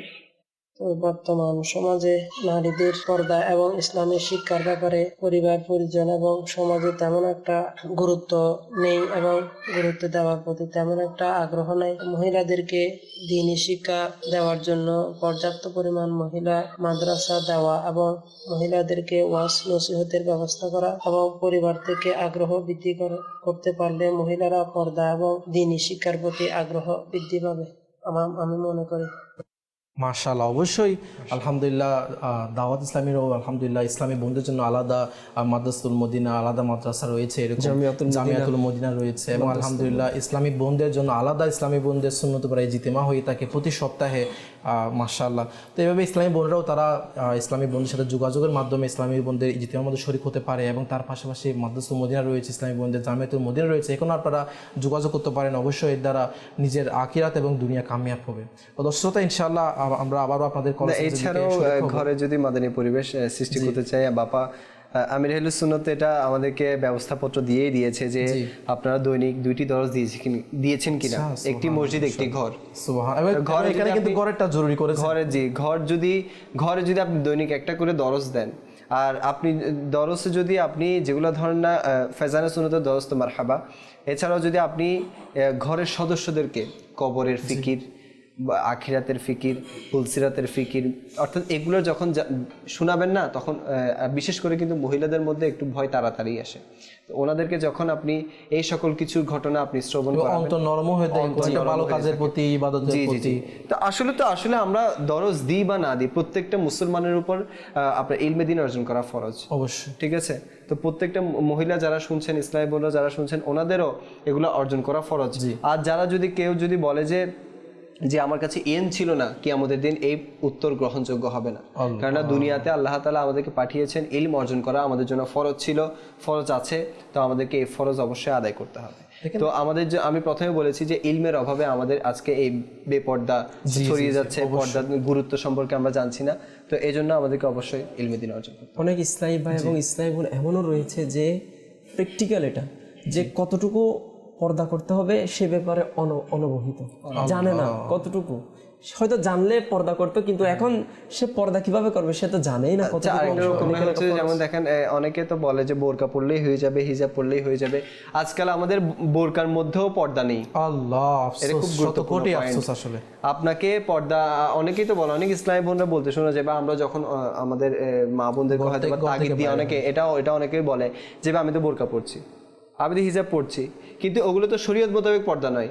শরীয়ত মোতাবেক আপনাকে আমার হুকুমে বলেছে যে 5টি অঙ্গ ছাড়া বাকিগুলো ঢাকতে হবে। এখন ঢাকতে তো ঢাকার মতো ঢাকেন, আপনি ঢেকেছেন, কিন্তু এগুলোতে সবকিছু আপনার তারপরে বেপর্দার মতো প্রকাশ পাচ্ছে, তাহলে তো আপনার ওই ঢাকার মধ্যে কোনো আপনার উদ্দেশ্য নেই, উদ্দেশ্যহীন ভাবে আপনি ঢেকেছেন। দেখেন লিয়াকত ভাই, তখনকার যুগের মধ্যে এটাও দেখা যায় যে সেই তো এমনভাবে সে পর্দা করেছে যার কারণে তার কোনো অঙ্গ প্রকাশ পাচ্ছেও না। তার পাশাপাশি কোনো কিছু যদি সেই কোথাও যায়, সফর করে, কোনো রিক্সা করে গেলেও পুরো রিক্সাকে ডেকে দিত, কাপড় ডেকে দিত। আচ্ছা, ওইটা না পর্দা, আসলে শরীর পর্দা এমন ভাবে হওয়া চাই যে পর্দার মধ্যে আমার মা আছে কিনা, বোন আছে, এটাকেও যাতে বুঝতে না পারে, এভাবে পর্দা করা যায় আসলে। তো আল্লাহ তাআলার দয়ায়, দাওয়াত ইসলামের সাদেকায় আজকে দাওয়াত ইসলাম আমাদেরকে ওই জেহেন দিচ্ছে, দাওয়াত ইসলামের বদৌলতে আজকে অনেক ইসলামী বোন আসলে নিজেকে পরিবর্তন করতে পেরেছে। মাদানী বুরকা যেটাকে বলা হয়, তো আমাদের শরীরে বুরকা কিভাবে করতে হয় এগুলো আমাদের ইসলামী বোন আজকে শিখছে।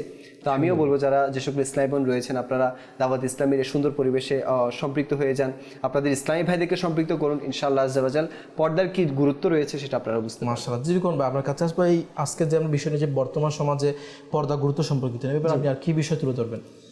আচ্ছা দেখেন, পর্দার ব্যাপারে আল্লাহ তাবারাক ওয়া তাআলা কোরআনে পাকের মধ্যে সুস্পষ্ট আয়াতে মুবারাকা নাজিল করেছেন। আচ্ছা, মাশাআল্লাহ। যেমন পর্দার ব্যাপারে আপনার বর্ণিত হচ্ছে যে আমরা জানি যে প্রত্যেক মুসলমানই আমরা অবগত রয়েছি যে আমাদের নবী পাক সাল্লাল্লাহু তাআলা আলাইহি ওয়াসাল্লামের পবিত্র বিবিগণ যারা, ইনারা আমাদের আম্মাজান হিসেবে, হ্যাঁ, এটা সবাই জানে। তো কোরআনে পাকের মধ্যে আল্লাহ তাবারাক ওয়া তাআলা ইরশাদ করেন 22 পারার সূরা আহজাবের 33 নম্বর আয়াতের মধ্যে, কানজুল ইমানের অনুবাদ, হে নবীদের স্ত্রীগণ তোমরা নিজেদের গৃহসমূহে অবস্থান করো এবং বেপরদা দেখো না। আচ্ছা, যেমন পূর্ববর্তী জাহেলি যুগের পর্দাহীনতা। আল্লাহ। তো এই আয়াতে মুবারাকায় সে বিবেগনের কথা ছিল, এখন মুসলমানদেরকে নির্দেশ দেওয়া হচ্ছে। যে আয়াতটা আমরা শ্রবণ করেছি অনুবাদ সূরা আহজাবের 33 নম্বর, এটা ছিল নবী পাক আলাইহিস সালাতু ওয়াস সালামের পবিত্র বিবিগণের ব্যাপারে, যিনাদেরকে বলা হচ্ছে তোমরা নিজেদের গৃহসমূহে অবস্থান করো এবং বেপরদা থেকো না, যেমন পূর্ববর্তী জাহেলি যুগের পর্দাহীনতা।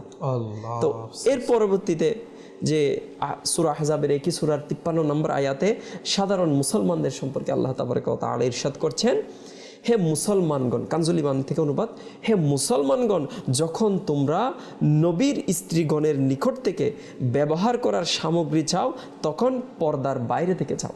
আল্লাহ। দেখেন এখানে একটা বিষয় যে নবীর পবিত্র বিবিগণ যদি আমাদের আম্মা হয়ে থাকেন তাহলে আমরা সন্তান অবশ্য। তো এখানেও কিন্তু আল্লাহ তাআলা ইনাদের থেকে কোনো কিছু চাওয়ার সময় যেন আমরা সন্তান হয়ে যেন ইনাদের সাথে আমরা পর্দাটা করি, অর্থাৎ সে যুগের যারা ছিলেন ইনারা যেন পর্দাটা করে সেই ব্যাপারে শিক্ষা প্রদান করা হচ্ছে। আসলে দেখেন এই ব্যাপারে আপনি যে বিষয়টা বলেছেন তোমরা কি করো ঘরের মধ্যে অবস্থান করে পর্দার ব্যাপারে, যেমন একজন আল্লাহর ওলির মনে হয় তিনি ঘটনা ছিল খুব সুন্দর, তিনি কোথাও থেকে আসছিলেন তখন দেখতে পেলেন তার স্ত্রী ঘরের দুয়ারে দাঁড়িয়েছিল। তো এরপরে সে যখন সাহাবী রাদিয়াল্লাহু তাআলার ঘটনা, জি আমরা আমির আহলে সুন্নাত দামাত বারাকাতুল্লাহ আলাইহির একটা রিসালাও রয়েছে আহত সাপ। আচ্ছা, এই আহত সাপ রিসালার যে প্রথম নম্বর ঘটনা, খুব গুরুত্বপূর্ণ একটা রিসালা, মাশাআল্লাহ। ইসলামী বন্ধুদের এবং ইসলামী ভাই যারা রয়েছেন প্রত্যেকের জন্য এই রিসালাটা খুব গুরুত্বপূর্ণ। আহত সাপ রিসালা, এটা যাদের মাকতাবাতুল মদিনা সন্নিকটে রয়েছে এনারা মাকতাবাতুল মদিনা থেকে সংগ্রহ করা উচিত, আর যাদের মাকতাবাতুল মদিনা বা দূরে রয়েছে এনারা www.dawatislami.net এখান থেকে এই বইটা রিসালাটা আপনারা সংগ্রহ করে ডাউনলোড করে পড়তে পারেন। অনেক পর্দার ব্যাপারে অনেক ইলমে দিন হাসিল হবে ইনশাআল্লাহ। এবং আরেকটি রিসালা রয়েছে আপনার লজ্জাশীল যুবক, মনে হয় লজ্জাশীলতা সম্পর্কিত একটা রিসালা রয়েছে, এটা আমরা হাসিল করুন ইনশাআল্লাহ। অনেক আপনাদের পর্দার ব্যাপারে এবং আলহামদুলিল্লাহ আমরা অনেক বড় সৌভাগ্যবান যে দাওয়াত ইসলামী আলহামদুলিল্লাহ আমাদের এই পরিবেশটা নসিব হয়েছে, এবং আমি জানলাম তোমার একজন শখসিয়ত আমাদেরকে আল্লাহ তাআলা দয়া করেছেন যে নসিব করে দিয়েছেন। কত গুরুত্বপূর্ণ ওই কিতাবটা, যে পর্দা সম্পর্কিত প্রশ্ন উত্তর, আপনার পর্দা সম্পর্কে যতটুকু প্রশ্ন রয়েছে আপনি ওই উত্তরগুলো ওই কিতাবের মধ্যে পেয়ে যাবেন ইনশাআল্লাহ। আচ্ছা কাউসার ভাই, একটা বিষয় হচ্ছে যে আমাদের ইসলামী বোনদেরকে যারা স্কুল কলেজ ইউনিভার্সিটিতে যায় ওখানে অনেক দুনিয়াদার মহিলা থাকে, অনেক মেয়েরা থাকে যারা পর্দা করে, যারা নতুন নতুন পর্দা করে বা পর্দা আগে থেকে করে আসছে, ওদের মাইন্ডে একটা মিসকনসেপশন ঢুকিয়ে দেয় কিরকম যে এগুলো কি ইসলাম তোমাদেরকে বদ্ধ করে দিয়েছে। তো এখন যে সকল ইসলামী বোনরা, যে সকল মহিলারা আজকাল যেটা বলছে যে ইসলাম ফ্রিডম দেয়নি, এই স্লোগানের নাম দিয়ে ইসলামী বোনদেরকে, মহিলাদেরকে আজকে বেপর্দা করছে। ওদেরকে ভাবা উচিত যে আজকে আমার রোকন ভাই যেটা বললো যে ইফটিজিং যেটা হচ্ছে, কোনো মহিলা চাইবে না কোনো পুরুষ তাকে ইফটিজিং করুক, অবশ্যই, আর কোনো মহিলা চাইবে না যে কোনো মানে অপরিচিত পুরুষ তার দিকে চোখ দিক, অবশ্যই। এখন আমি নিজেকে প্রশ্ন করি, যে সকল ইসলামী বোনেরা, যে সকল মহিলারা আজকে আমাকে শ্রবণ করছেন, আমি এটা আপনাদেরকে প্রশ্ন করি যে আপনি তো চান না কোনো অপরিচিত পুরুষ আপনার দিকে চোখ দিক, আপনি কি নিজেকে ওইভাবে সাজিয়েছেন? আপনি কি পর্দার যে হুকুম আহকাম সেটা মানছেন? আপনি যেখানে আপনার শরীর কেউ দেখুক সেটা পছন্দ করেন না, তাহলে কিভাবে আপনি মহিলা হয়ে অপর মহিলাকে বলছেন যে ইসলাম আপনাকে ফ্রিডম দেয়নি? ইসলাম অবশ্যই আপনাকে মর্যাদা বাড়ানোর জন্য পর্দার হুকুম দিয়েছে, আপনার মর্যাদা কি সেটা বোঝানোর জন্য আপনাকে ঢেকে রেখেছে। অবশ্যই আমরা দামি জিনিস এটা খুব সুন্দর আপনি পয়েন্ট ধরেছেন যে হ্যাঁ সম্পদ। আচ্ছা, আর সম্পদের চেয়ে আমি বলি যে কেউ স্বর্ণ জি। অলংকার এগুলো কেউ খোলামেলা রাখবে না, এগুলো সবসময় হিফাজতে রাখে। সেটা হোক ঘরের মধ্যে আলমারির চাবি দিয়ে তালা মেরে রাখবে বা ব্যাংকের মাধ্যমে হিফাজত। আমরা আরো বিভিন্ন ভালো ভালো মাধ্যম ইউজ করি যেন আমার ওই দামি সম্পদটা কি হয় লুকিয়ে রাখতে পারি। তোমরা যে বলছো যে ইসলাম মহিলাদেরকে ফ্রিডম দেয়নি বা ইসলাম মহিলাদেরকে চার দেয়ালের মধ্যে বন্দি রেখেছে, এখন তুমি বলো যে মহিলারা এটা কি আমাদের জন্য অমূল্য একটা সম্পদ নয়? অবশ্যই মহিলা এটা তো অবশ্যই আলহামদুলিল্লাহ সম্পদ। এটা আওরাত মানে হচ্ছে এটা লুকানোর এবং এই মহিলা এই কিতাবের মধ্যে রয়েছে না, কন্যা সন্তান, একটা কন্যা সন্তান মানে একটা জান্নাত তার মা বাবার জন্য, দুইটা কন্যা সন্তান মানে দুইটা জান্নাত তার মা বাবার জন্য। এই মহিলার কারণে আমি জান্নাতের মধ্যে যাব, আর এই কন্যা সন্তানকে আমি কিভাবে গুনাহের মধ্যে নিয়ে যাব? তো এটাই আজকে আমরা বিষয়, খুব সুন্দর আপনি যেটা বিষয় নিয়েছেন যে বর্তমান সমাজে পর্দার গুরুত্ব অনেক অনেক অধিকাংশে গুরুত্বপূর্ণ। পর্দা মুসলমানকে গুনাহ থেকে হেফাজত করবে, পর্দা আপনার ইসলামী শরীয়তের হুকুম আহকাম মানার ক্ষেত্রে আপনার সাহায্য করবে, এবং পর্দার মাধ্যমে আপনার অনেকাংশে সামাজিক যেগুলা অপকর্ম রয়েছে সেগুলো থেকে আমরা দূরে থাকতে পারবো। মাশাআল্লাহ, খুব সুন্দর বিষয়। আর লিয়াকত ভাই আপনি বলেছেন যে আমাদের অবশ্যই পর্দার ক্ষেত্রে আমাদের খেয়াল রাখা উচিত। আর রুকন ভাই আপনার কাছে আসবো। মাশাআল্লাহ, আমি এই বিষয়ে যে আপনার গেট আপ নিয়ে আমি কিছু প্রশ্ন করতে চাই। যেমন আপনার সাদা চাদর, মাশাআল্লাহ, এটা দেওয়ার কি কারণ হতে পারে বা কি জন্য, মানে হয়তো আপনি মাশাআল্লাহ একটা খয়েরি চাদর দিয়েছেন, এই ধরনের কিসের কারণে মানে আপনার এটা দেওয়ার নিয়ত কিরকম রয়েছে? আচ্ছা, আলহামদুলিল্লাহ যে ইসলামী শরীয়তের পুরুষদের জন্য যে পোশাকের ব্যবস্থা করা রয়েছে, যে হুজুর আলাইহিস সালাতু ওয়াস সালামের সুন্নাত মোতাবেক ইমামা শরীফের নিচে টুপি, টুপির উপর ইমামা শরীফের উপর চাদর, সাদা চাদর যেটা ব্যবহার করি, চাদর এটাও আমার নবী সাল্লাল্লাহু তাআলা আলাইহি ওয়াসাল্লামের সুন্নতে মুবারাকা রয়েছে। আর অনেক সময় বা অনেক জায়গার মধ্যে যাওয়া হয়, তো খাবার খেতে বসার সময় বেপরদাগী হওয়ার হয়তো সম্ভাবনা থাকে, সেজন্য আমির রাসূলুল্লাহ আমাদের জন্য পর্দার উপর পর্দা করার জন্য এই ধরনের চাদরগুলো দিয়েছেন। আলহামদুলিল্লাহ, তো বলতে গেলে মাশাআল্লাহ পর্দার উপর পর্দার জেহেনটা এটা আমির আহলে সুন্নাত আমল। আমির আহলে সুন্নাত দেখুন ওনার আসলে ওনার জেহেন, ওনার মাইন্ড, মারহাবা, ওনার জেহেন কেমন যে পুরুষদেরকে এমন পর্দা করাচ্ছে, তার মানে এটা বুঝাতে চাচ্ছে তাহলে মহিলাদেরকে কতটুকু পর্দা করাচ্ছে। খুব সুন্দর পয়েন্ট আসলে, মানে যে জায়গায় পুরুষরা পর্যন্ত মাশাআল্লাহ সাদা চাদর দিয়ে এবং পর্দার উপর পর্দা করছে যেন তার কোনো অঙ্গ প্রকাশ না পায়, তাহলে এই ক্ষেত্রে মহিলাদের কিরকম তাদের পর্দার গুরুত্বটা দেওয়া উচিত? আরো সেনসিটিভ মহিলাদের বিষয়টা আরো বেশি। জিরুকন ভাই আপনার কাছে আমরা পরিশেষে আসলে আমরা অনুষ্ঠানে প্রায় শেষ পর্যায়ে চলে এসে গিয়েছি।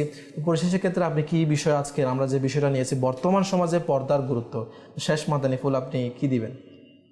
আচ্ছা, যে দেখেন আমার লিয়াকত ভাই বলেছেন যে একটু আগে মহিলাদের ব্যাপারে, দেখেন ফুল এটা বাগানেই শোভা পায় অবশ্যই, যেমন মাছের শোভা জলের মধ্যে, ফুলের শোভা বাগানের মধ্যে, ঠিক তেমনি মহিলা যারা রয়েছেন, নারী যারা রয়েছেন, ইনারা হচ্ছে ঘরের শোভা।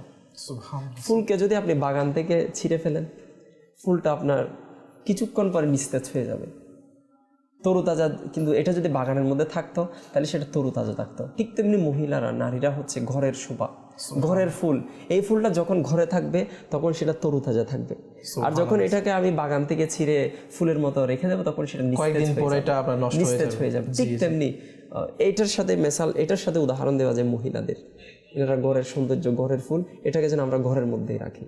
এবং এই ক্ষেত্রে কোনো মহিলা যদি চায় সাজসজ্জা করতে, এটা কি কার জন্য হওয়া উচিত? সাজসজ্জা তো অবশ্যই মহিলা করতে পারবে, তবে নিয়ত থাকতে হবে যেন তার স্বামীর মনোতুষ্টির জন্য, স্বামী যেন দেখে। কিন্তু এরকম অনুমতি নেই যে আমি সাজসজ্জা করে বেগানা হয়ে বেপরদাগী হয়ে বিয়ের মধ্যে, বাজারের মধ্যে, মার্কেটের মধ্যে ঘোরাফেরা করবো, কিন্তু বর্তমান সময়ে এটাই বেশি দেখে যাবে। আর মুফতি আহমদ ইয়ারখান নাঈমি রাহমাতুল্লাহি তাআলা আলাইহির ইসলামী জিন্দেগি কিতাবের মধ্যে একটা হাদিস শরীফ এনেছেন, যে হাদিস শরীফের মধ্যে হুজুর আলাইহিস সালাতু ওয়াস সালাম মহিলাদেরকে কাঁচা সীসা বলেছেন, গ্লাস। আল্লাহ, খুব সুন্দর বিষয়, কাঁচা সীসা। জি, হুজুর আলাইহিস সালাতু ওয়াস সালাম কাঁচা সীসা অর্থাৎ গ্লাস আর কি, আমরা যেটা গ্লাস হিসেবে চিনি, এই গ্লাসের মধ্যে যদি কেউ একটু ছোট একটা পাথরও মারে না, গ্লাসটা কিন্তু ক্ষতিগ্রস্ত হবে, এটা ভেঙে যাবে। ঠিক তেমনি মহিলাদের অন্তর অত্যন্ত নরম, তো সেজন্য বলা হচ্ছে প্রত্যেকটা ছোট বিষয় হোক, এটা এদের মহিলাদের অন্তরের মধ্যে খুব দ্রুত প্রভাব বিস্তার করে অবশ্যই। তো সেজন্য মহিলাদেরকে হাদিস শরীফের মধ্যে এটার ব্যাখ্যার মধ্যে বলা হচ্ছে যে কাঁচা সীসা, এজন্যই বলা হয়েছে যে কোনো বিষয় এদের দিলের মধ্যে, এদের অন্তরের মধ্যে খুব সহজে প্রভাব বিস্তার করে। তো এই নরম জিনিস যেটা কাঁচা সীসার সাথে তুলনা করা হয়েছে মহিলা, এই মহিলার জন্য পাথর হচ্ছে পরপুরুষের নজর। আচ্ছা, এই পরপুরুষের চাহনি, পরপুরুষ হতে রক্ষা করা, কারণ পরপুরুষ এটা হচ্ছে তার জন্য পাথরের, যেরকম কোনো গ্লাসকে আঘাত করার জন্য পাথর দিয়ে তার সামান্য একটা গ্লাসটাকে পাথর ভেঙে ফেলা যায়, ঠিক তেমনি এই পরপুরুষের নজর, এই নজর যখন মহিলার উপর খারাপভাবে পড়ে না, তখন সেটা সেই সীসার মতো ভেঙে যায়। তো সেজন্য এটাকে হেফাজত করতে হবে। মাশাআল্লাহ রুকন ভাই, আপনার পরিশেষের খুব সুন্দর বিষয় বললেন, এবং লেখক আপনার কাছে আরেকবার আসবে পরিশেষে দাওয়াত ইসলামী মাদানী পরিবেশের ক্ষেত্রে যে আপনি কি শেষ মাদানী ফুল দিবেন, যে দাওয়াত ইসলামী বন্ধুদের জন্য কি কি মানে ডিপার্টমেন্ট বলতে পারেন বা কি আপনি শেষ? এটাই শেষ মাদানী ফুল, এটাই হচ্ছে যে আল্লাহকে ভয় করুন, কেননা जो करना है कर ले आखिर मौत है, যা করার করুন অবশেষে মৃত্যু। তো সবাইকে মৃত্যুর স্বাদ গ্রহণ করতে হবে, সবাইকে পরকাল চিন্তা করতে হবে, আখিরাতে চিন্তা করতে হবে, কবরে তো অবশ্যই যেতে হবে। আমি দুনিয়াতে যাই করি আমাকে পরিশেষে এগুলোর হিসাব নিকাশ সব কিছু কিয়ামতের দিন অবশ্যই দিতে হবে। তো যারা ইসলামী ভাই ইসলামী বোন আমাকে শুনছেন, আজকে হয়তো আমরা বেপর্দাভাবে চলছি, কিন্তু এর শাস্তি অনেক ভয়ানক হবে। এবং এটা আমি যেটা আরজ করেছিলাম অনুষ্ঠানের মাঝখানে, যে 4 জন মহিলার কারণে একজন পুরুষ, আর একজন পুরুষ মানে ওনাদেরকে তাগিদ না দেওয়ার কারণে ওই 4 জন মহিলাও কি জাহান্নামে যাবে। তো অবশ্যই আপনাদের পরিবার পরিজনদেরকে পর্দার তাগিদ দিবেন, এবং এর জন্য খুবই একটি আপনার মানে সুন্দর একটা যেটা সিস্টেম, সেটা হচ্ছে দাওয়াত ইসলামী। দাওয়াত ইসলামীর মাধ্যমে আপনি নিজেও পর্দার আমিল হতে পারবেন, অর্থাৎ পর্দার উপর আমল করতে পারবেন, এবং নিজের ঘরের সদস্যদেরকে, পরিবারের যারা ইসলামী বোন রয়েছে এদেরকেও আপনি আমলদার, অর্থাৎ পর্দার আমলদার বানাতে পারবেন। শুধু পর্দার ব্যাপারে নয়, সকল ইসলাম এই যে শরীয়ত যে হুকুম হাকাম রয়েছে সেগুলোর ব্যাপারে আপনি আপনার পরিবারের সদস্যদেরকে অর্থাৎ ইসলামী শরীয়তের মধ্যে আনতে পারবেন। তো আল্লাহ পাক আমাদেরকে দাওয়াত ইসলামের এই পরিবেশে সম্পৃক্ত হয়ে নিজের আখিরাতকে সুন্দর করার সেই তৌফিক দান। আমিন আমিন। মাশাআল্লাহ, আসলে আমাদের মৃত্যুকে স্মরণ করা, আমাদের প্রতিটি কাজে প্রতিটি বৈঠকে আমাদের মৃত্যুকে স্মরণ করা হচ্ছে, কারণ যে এটার তার অন্তরে ভয় থাকবে যে আমার মৃত্যু হবে। যে আরবি কিতাবের মধ্যে এটাও রয়েছে না, যে মহিলা তার সাজসজ্জা করে পরপুরুষের জন্য, তার স্বামীর জন্য না, বরং তার পরপুরুষের জন্য করে, তার এই যে সাজসজ্জা এগুলো কিতাবের মধ্যে রয়েছে, আগুনের কাছে দিয়ে তার চামড়াকে কাটানো হবে। সামান্য আজকে রক্ত পড়লে চামড়া একটু করতে হলে কত না কিছু করি, কিন্তু যেই আযাব হবে আমাদের কবরের মধ্যে, নিজের জাহান্নামের মধ্যে, ভয় করা উচিত আমাদের। কারণ আল্লাহ তাআলার ভয় যে বিষয়টা বলেছেন আমাদের লিয়াকত ভাই, আল্লাহ তাআলার ভয় যার অন্তরে থাকবে, আর দুনিয়ার সে গুনাহের দিয়ে কিভাবে সে যায়, আল্লাহ তাআলা আমাদেরকে একটা কথা বলেছিলাম যে জি জি সাজসজ্জা করতে পারবে স্বামীর জন্য, নিয়ত স্বামীর থাকবে, কিন্তু এমন যেন না হয় যেন কোনো নাজায়েজ বস্তু দিয়ে সাজসজ্জা যেন না হয়। আচ্ছা, যেমন নেইল পালিশ, যেটা দিয়ে নখের মধ্যে দেওয়া হলে ওযু গোসল কিছু হবে না, ওযু গোসল না হলে কোনো নামাজ ইবাদত কোনো কিছুই গ্রহণ হবে। তো সেজন্য সাজসজ্জার যে সাজসজ্জাগুলো করা হবে, যে জিনিসগুলো দিয়ে, যে বস্তুগুলো দিয়ে, সেগুলো যেন কি হয়, অবশ্যই নাজায়েজ কোনো কিছু না হয়। কারণ নাজায়েজ বিষয়গুলো দিয়ে, নাজায়েজ যে আপনার আইটেমসগুলো রয়েছে এগুলা দিয়ে যদি সাজসজ্জা করা হয়, এটার ব্যাপারেও শাস্তি রয়েছে, এটা হাদিসে মুবারাকার মধ্যে বর্ণিত রয়েছে। মাশাআল্লাহ, খুব সুন্দর বিষয় আপনি রুকন ভাই আমাদেরকে নজর করে দিয়েছেন। তো আল্লাহ তাআলা আমাদেরকে ইসলামী বিধান অনুযায়ী পুরুষদেরকেও এবং মহিলাদেরকেও পর্দা করার সে সৌভাগ্য আল্লাহ তাআলা আমাদেরকে নসিব করে। এবং আমাদের বর্তমান সমাজে এই পর্দাগুলো আজকে আমরা বিষয় নিয়েছি, আমরা এই পর্দাকে ইসলামের শরীয়সম্মতভাবে প্রথমে নিজেকে চালাই এবং নিজের পরিবারকেও আমরা এর দাওয়াত দিই। আল্লাহ তাআলা আজকে আমরা যা কিছু শ্রবণ করেছি তার উপর নিজে আমল করার এবং অপর ইসলামের বাহিনীর নিকট পৌঁছে দিয়ে নেকি হাসিল করার সে সৌভাগ্য নসিব করুক। আমিন বিজাহি নবিল আমিন সাল্লাল্লাহু তাআলা আলাইহি ওয়া আলিহি ওয়াসাল্লাম। সাল্লু আলাল হাবিব সাল্লাল্লাহু তাআলা আলা মুহাম্মদ সাল্লাল্লাহু তাআলা আলাইহি ওয়া সাল্লাম। ইসলামী জীবন